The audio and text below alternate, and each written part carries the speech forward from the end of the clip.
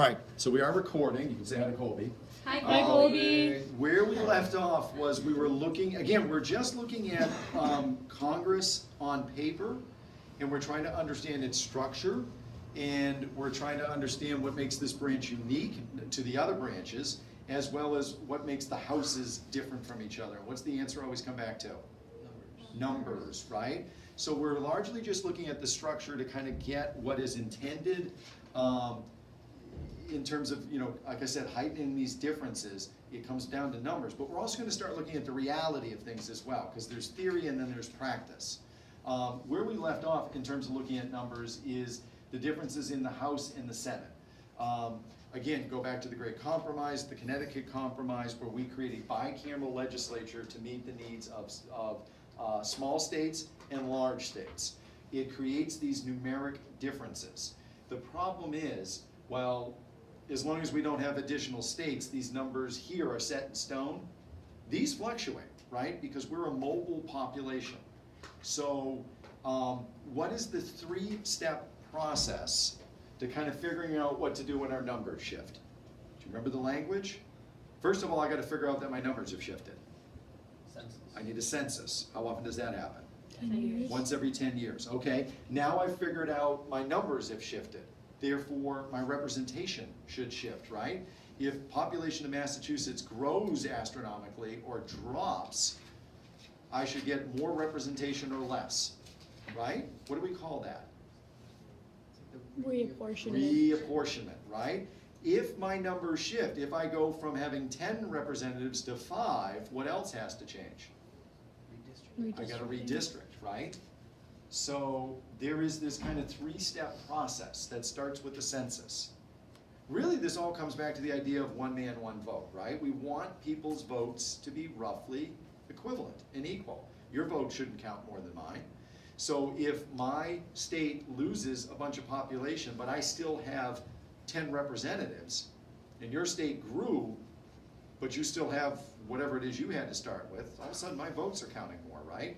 So to make sure that votes are equal, we have to occasionally redo the count, redo the number that each state has. 435 have to be divided up among the 50 states, and then I'm going to have to redistrict, right? And that's roughly where we left off, because we were talking about how redistricting isn't as straightforward as you might think, right? Based on the population, we divided the 435 up. California, one of the most populous states, they get 53. Texas, Florida, big numbers, right? New York, big numbers. But as population shifts, I might send those numbers elsewhere. And it has to do with who grew and who shrank and at what rate. We zoomed in on just Louisiana. This was literally the last slide we were looking at. And again, you see a place that's going from 7 districts and its population shrank, other places grew, and it lost a representative. And so we redraw the districts, we redraw the kind of the legislative boundaries. And you start to realize, wait a minute, there's not a convenient geography to this. That how I draw a line might be somewhat arbitrary. It might be district number 1 here that kind of jumps, bodies of water and landforms. Right? District number 5. Yeah, look at district number 5 in terms of how they kind of expanded it into 4, but 4 then started to cut into 5. Why is that? Ultimately, the state legislature is going to be in charge of the districting, and the state legislature will be predominantly Democratic or Republican. And while they try to be neutral,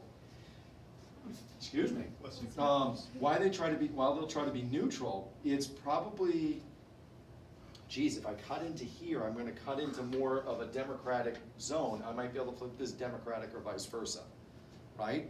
They begin to draw boundaries to give themselves an advantage or to disadvantage the other party. What do we call that? Gerrymandering. That's gerrymandering, right? That comes from, again, Massachusetts great, Elbridge Gerry, who drew boundaries that I suppose look like a salamander. I don't quite see it. No. Thinking, shout out to Colby, I'm thinking it's a dragon. It's Game of Thrones, right? So, at any rate, it was this arbitrary kind of redrawing. Now, look at it this way. In just a kind of a demographic count. Let's say I've got a conveniently rectangular state, and 60% of the state is, in this case, Democratic, and 40% is Republican. What percent of the representation, if I'm drawing things fair, ought to be Democratic versus Republican? Let's say you've got 10 seats. What percent of those 10 seats should go Democratic? Based on these numbers. 6 out of the 10, right? 4 should go Republican. Does that make sense? But I can draw this in a way that recognizes that. This is kind of perfect representation. I did 10, I'm screwing up in terms of the numbers, but this maintains a 60-40 split. You see that? Or I can go this way, and the Republicans get nothing. I've gone vertical, nothing for you. Or I can actually do this kind of crazy thing and skew it to that so that it's 60-40 but the other way. 60% Republican, 10% or 20%, 40% Democrat, right?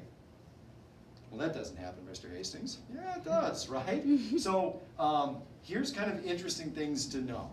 That let's look at what the electoral map should look like if I'm just using the averages. And keep in mind, it's not fair to say the averages because we do sort ourselves geographically. Like we're going to assume that no matter where we go, these numbers are typical, and no. You go to Massachusetts, these numbers aren't typical. You go to Texas, these numbers aren't typical. But on average, there's about a 3% difference between the people that self-identify as Democratic versus Republican. Do you see that? 29% of the American public self-identifies as Democrat, 26% self-identifies as Republican. And you ought to see that kind of play out in terms of representation, right? What skews it a little bit is 42% identify as independent. Notice independents are a higher political identification than Republican and Democratic, but they lean. No one's really independent. We lean, right? I'm independent, but I vote Democratic 99% of the time. I'm independent, but I vote Republican 99% of the time. When you account for those independents, it plays out pretty much the same, right? There's a 3% spread. 45% self-identify as Democrat, 42 self-identify as, or not self-identify, vote. This is how they identify, this is what actually plays out. But what do you notice here? This is a little tricky. This might be a DBQ on a test. Oh boy. Right?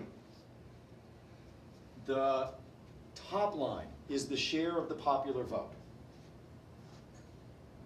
The bottom line represents the share of seats that they won. So here it's like 50-50 in Florida, right? 50% of the popular vote went Democrat, 50% went Republican. Yet how many seats did the Republicans pick up? More or less than their popular vote? More, right? In other words, what you're seeing is that people use their control of the state legislature to stack the districts so that even though the vote went like this, the seats went like this.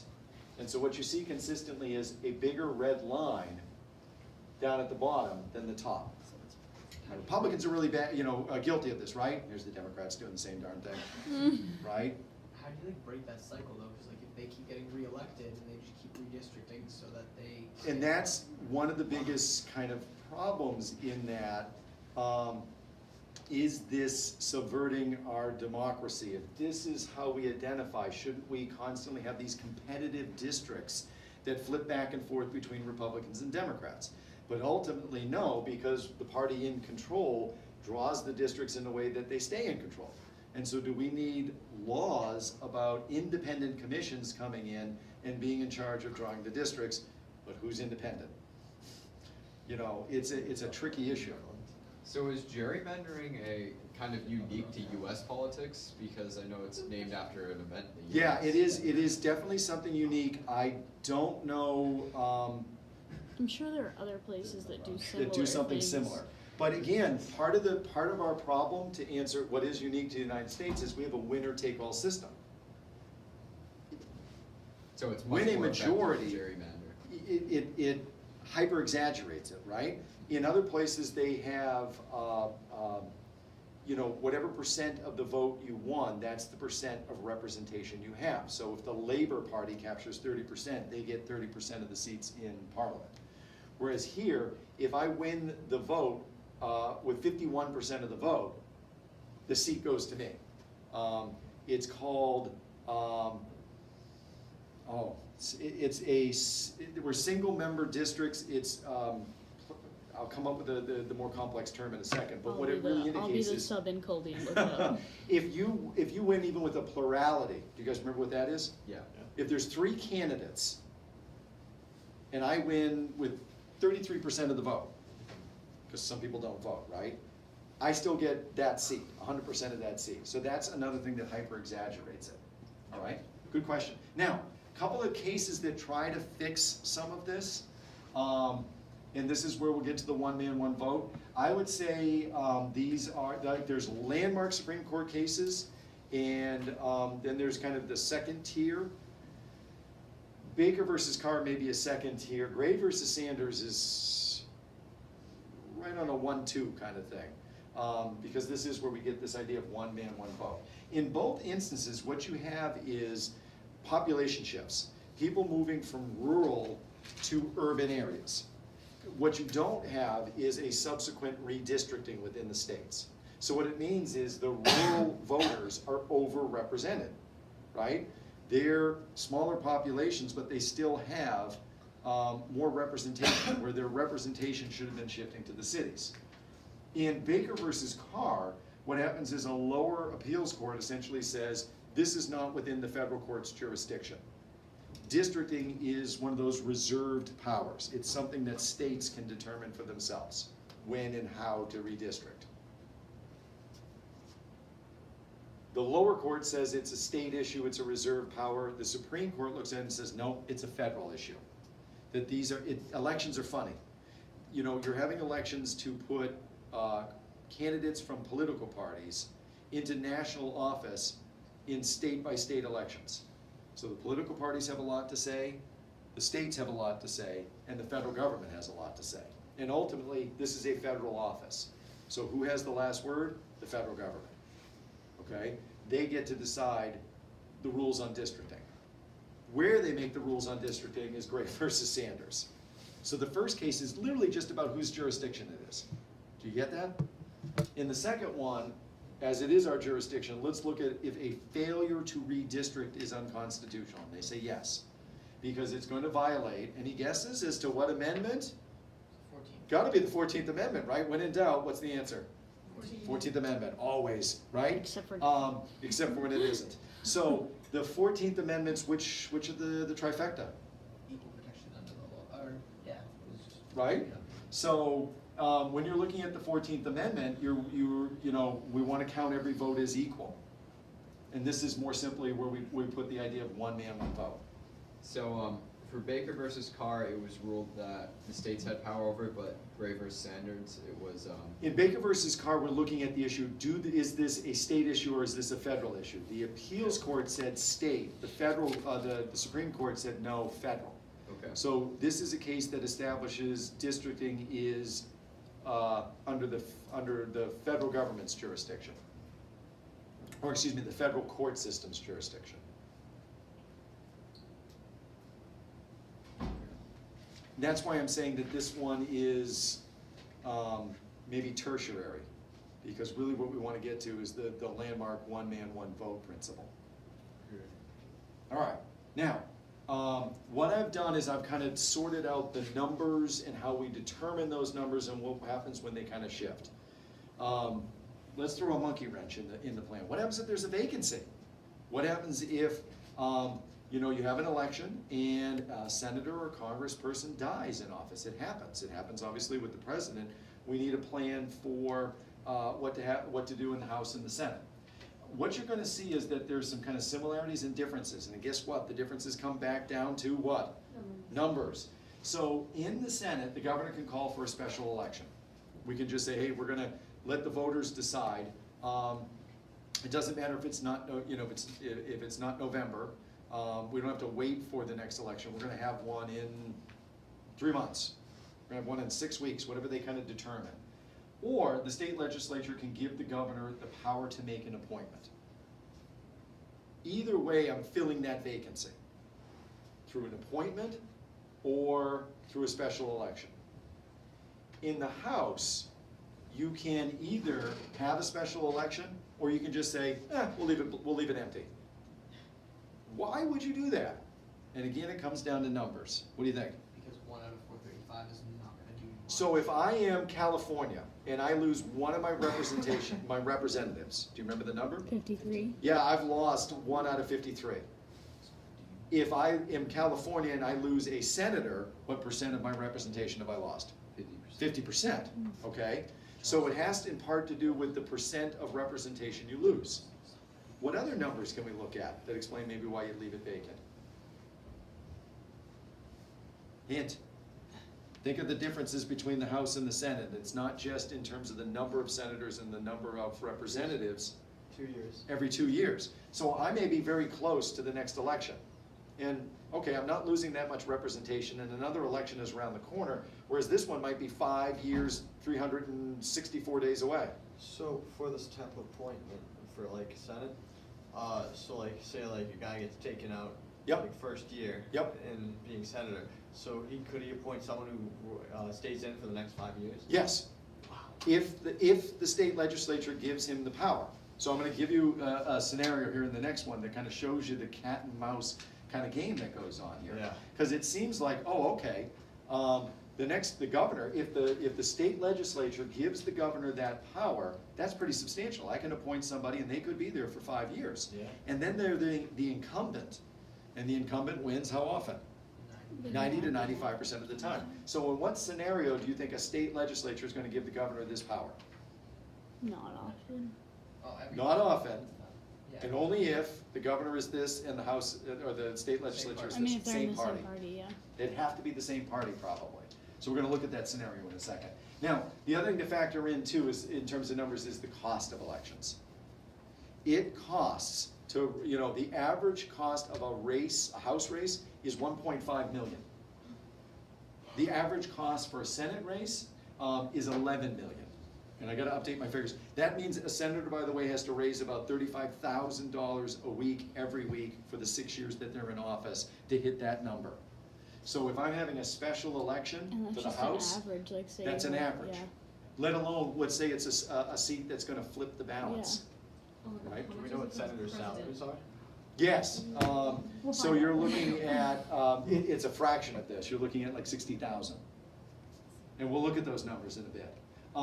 To get to your question, I don't know if you recognize some of these faces, but Massachusetts is typically Democratic, but we've gone with a number of Republican governors. So there is this, I think, deliberate, we don't like any power unchecked, including, in a Democratic state with a Democratic legislature and executive. So we went Republican with Mitt Romney. At the same time, Ted Kennedy was ill and died of cancer, or was in this, Romney had been named governor, and we were worried about his power to appoint. So his power to appoint was taken away. In comes Deval Patrick, a Democrat, and we give the power back, right? Because that's Kerry. Kennedy had died from cancer, and he makes this temporary appointment, Paul Kirk. Paul Kirk was someone who ran the, he had his own political background, but he also helped run the Kennedy Center. He was connected to the family. But he was a temporary appointment while we went to a special election. And I don't know if you recognize down here Scott Brown versus Martha Coakley. What you see here is Coakley was the Attorney General for the state, and she actually lost to Scott Brown. So we had a Republican for a while that flipped the balance in the Senate to the point where Obamacare was sailing through, and then all of a sudden hit a roadblock because all of a sudden the Democrats were no longer cloture proof.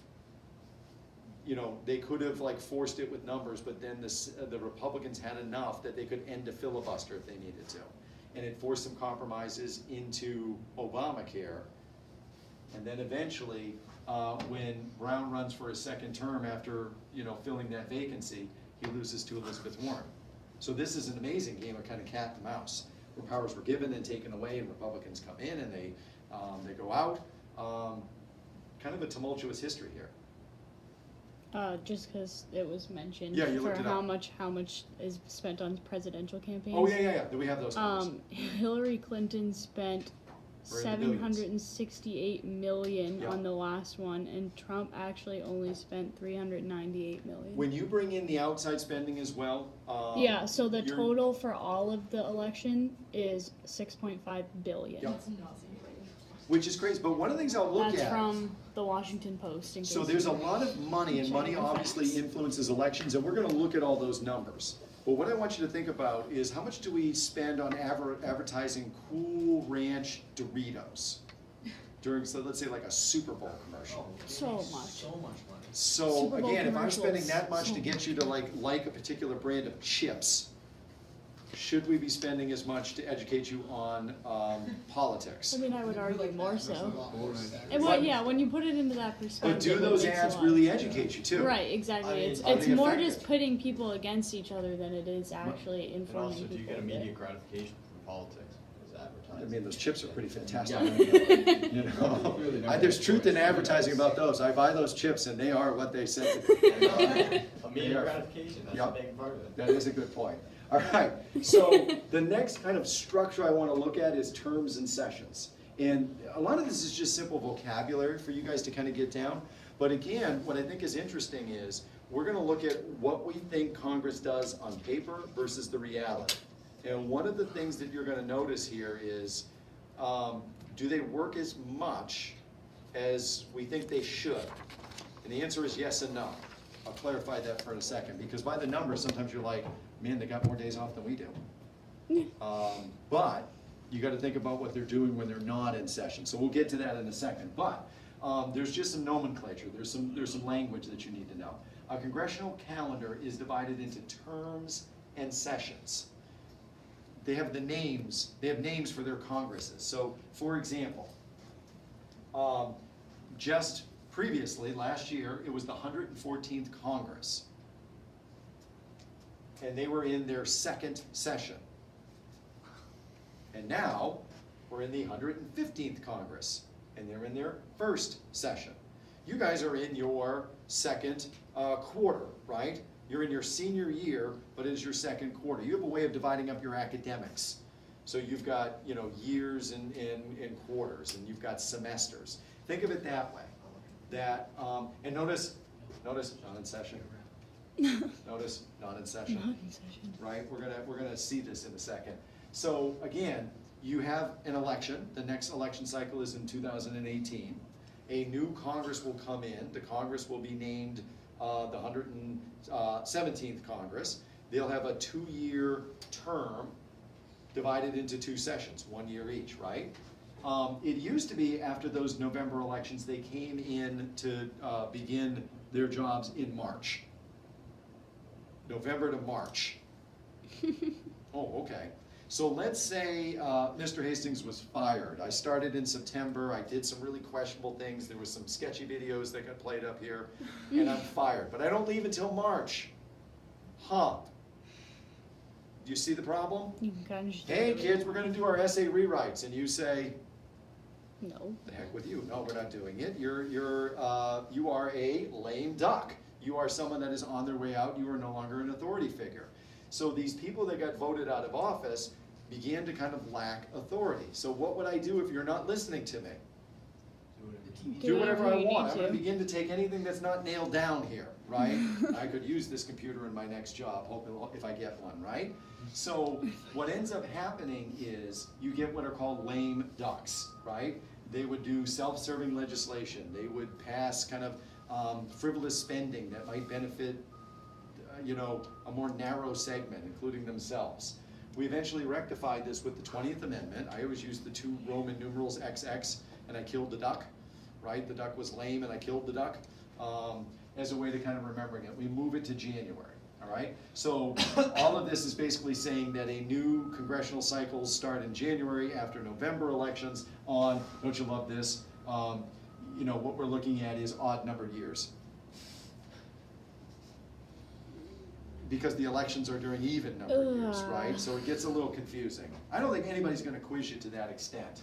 But just know that we have elections in even numbered years, and then they take office in the odd number years. It's a 2-year session divided up into, or 2-year congressional term divided up into 2 sessions. And they're never in office anyways. Except when they are. Sometimes they have joint sessions, just kind of special terminology. This is a joint session. You rarely see this. I'm on the congressional side, but the Senate is there as well. What's the event where they both kind of come State together? of the Union. Think Lone Survivor. What's that? State of the Union. State of the Yeah, Union, that's right? So this is where they're all together, and we're gonna have one in February, so watch for that one, we'll watch it. But this is where they talk about how Congress is, you know, how the union is doing. You know, where we are kind of in terms of how well we're doing. They can have special sessions as well. You know, after the 9/11 attacks, you know, there was an address to the joint session of Congress, talking about how we were gonna go forward on that, right? So a special session can also call members of Congress back if they're elsewhere. Hope you can't tell, but it's like 110 degrees here, It is kind of warm. right? I should There's just like, drooping eyelids, so I wanna bring the buses into the background too, because that will enhance things. should just whisper no quietly, fill in elections Colby on all the whatsoever. other things that are happening in the room. So, all right, let's talk a little bit about, I got them finally in session. Now I'm gonna send them home, right? I wanna talk about how they kind of formally end a congressional term in session.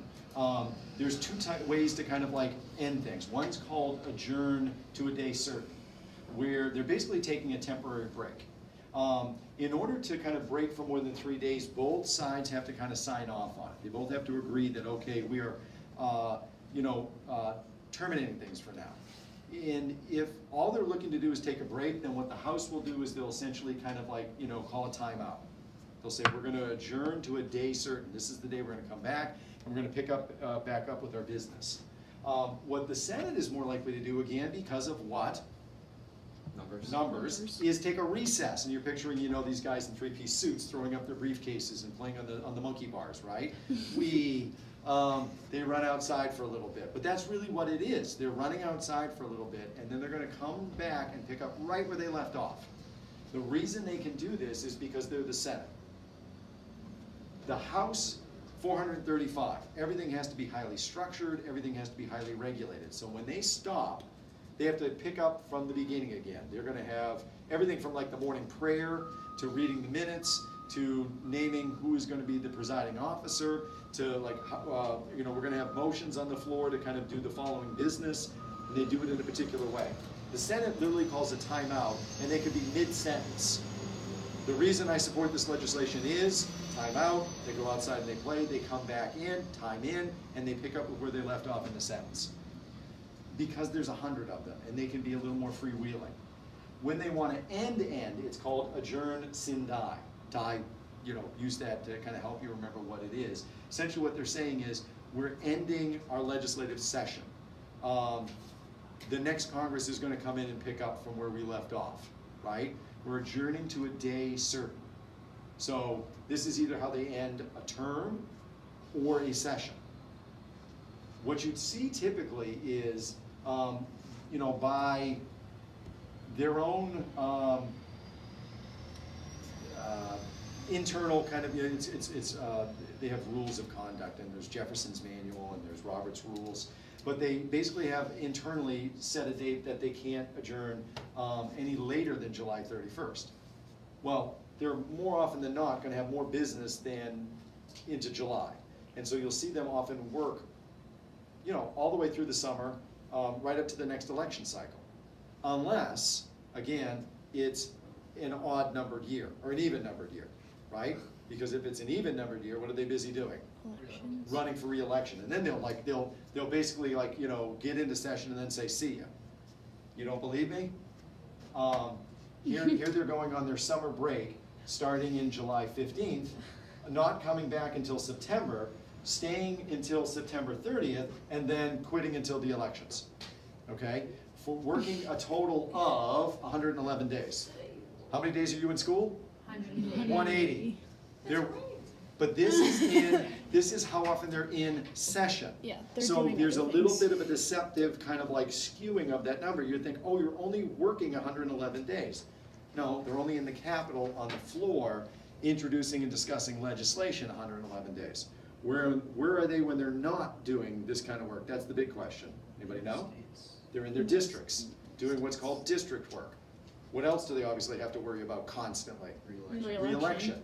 So they're gonna have to be You're doing that kind of constantly work. campaigning. Where do you think the bulk of the work goes on though? Is it here under this constructing, this Capitol under construction? No. Mostly like public programs for their district and stuff like that. So they might have to be implementing kind of programs and policies, and they have staffers that are overseeing those programs, but like, can you just like have a law and bring it to the floor and like, oh yeah, let's vote on this? No. So where do you do most of your work, do you think? Planning stages. Yeah, there's a name for the bodies that they use to plan. Committees? Committees, we're gonna get to that. But when they're not here, they're doing a lot of committee work that you don't see. Okay, I think I have time for my quiz here in a second, which is gonna be good. It's gonna be fun. All right, Ah. so I've got a procedure for getting them in, I got a procedure for getting them out. Let's talk about how they begin to go about their business and keep themselves organized, and it starts with their leadership structure. Trick question. You know you have figures, like when you did the presidential kind of succession chain, right? You know you have majority party members and minority party members, right? How do I get to this, like, okay, president dies, vice president, who's next? Speaker, right? How do I decide if the speaker is Democrat or Republican? They decide. Based on what? Isn't it? Whoever has the majority, it's that simple. Whoever gets to, who's the majority leader? Whatever party's in the majority. Who's the minority leader? Whatever party's in the minority. It's not as hard as it seems, right? What they're going to do, though, is, especially with the speaker, is they will have a full floor vote, because that speaker is leading everybody in the House. And therefore, the full floor gets to vote on them, but if you are in the majority, your candidate's gonna win no matter what. Where they come up with their candidates, or where they come up with their leaders, is in something called a caucus. So a caucus is simply where you huddle together, and you basically sit down in a closed session probably, and you come up with who you want to lead you. So a caucus is a closed meeting of party members where they'll come up with leadership or policy initiatives or, strategies that they want to kind of put forward. And then ultimately you do have to kind of vote on the speaker in particular in the larger chamber. The other ones you don't. Because the speaker is one of the only members of Congress that is specifically mentioned in the Constitution, they're going to have some real powers. They also have some real powers because they get to preside. So one of the things that you see is that they're named in the Constitution. They are number 3, depending on how I want to count, president, vice president, speaker, in that chain of succession. That gives them some power. They typically are one of the most senior members. That gives them some power. There's some prestige that goes along with it. But where they really get their powers through presiding. Am I presiding right now? Yeah. Yeah, so all the power goes to me. I'm deciding the agenda. I'm deciding who gets to talk and who doesn't. I'm deciding what is relevant and what isn't. So there's some real power in terms of presiding.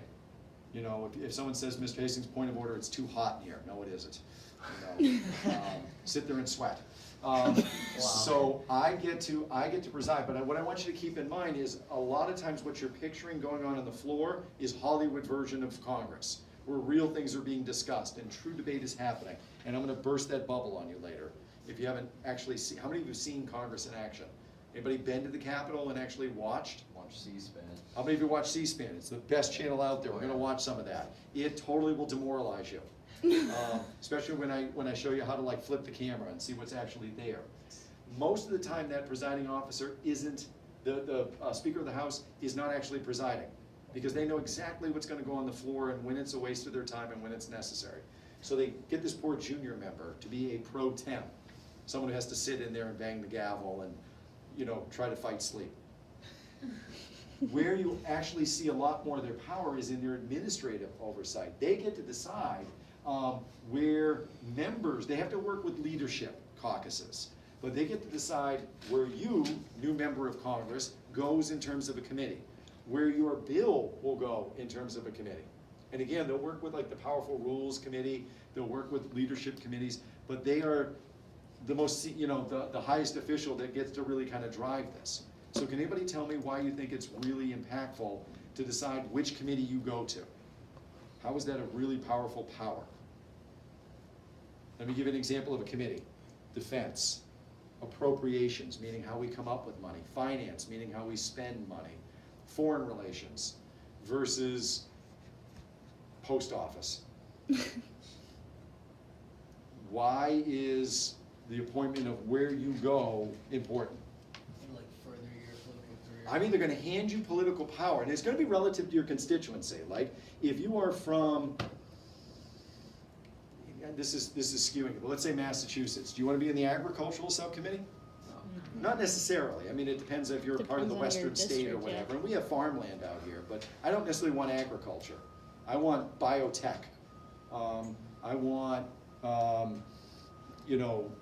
something to do with, maybe environmental issues, because we got a lot of coast or whatever, right? I want it relative to my constituency, but man, do I increase power.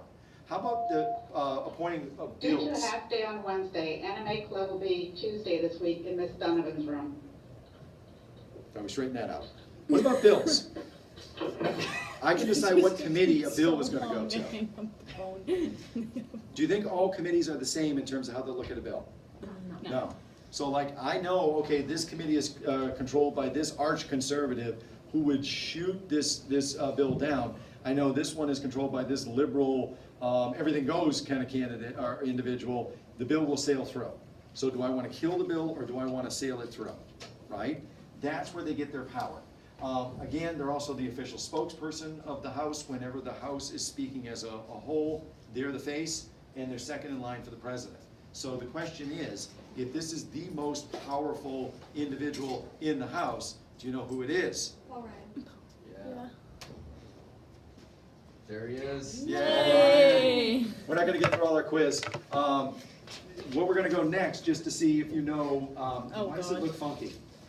Hold on. I mean, that's just an interesting. He's just a funky guy. That's just. No, I picked funny pictures, but my next slide looked funky. Here he comes again. Hey! Hey! All right? How about the majority leader? That's the second person. You know, again, if you are the Speaker of the House, you have responsibility for the whole chamber. This person is really the chief strategist for that party. They can be more partisan, and we'll look at more of their detail, their kind of. This is the second most Ron powerful Paul. person. McCarthy. No, he was an advisor to the president. I guarantee I'm going to click on it, and none of you will know. McCarthy. Yeah, very good. Yeah. I said I guarantee. Whoa, it's me, right? McCarthy. Get ready for your quiz tomorrow. We're gonna go through the rest of the Hey, leadership I got tomorrow. one. That's fine. I win. It's okay. I already Quit won. while you're ahead. You're 100%, right? Woohoo! All right.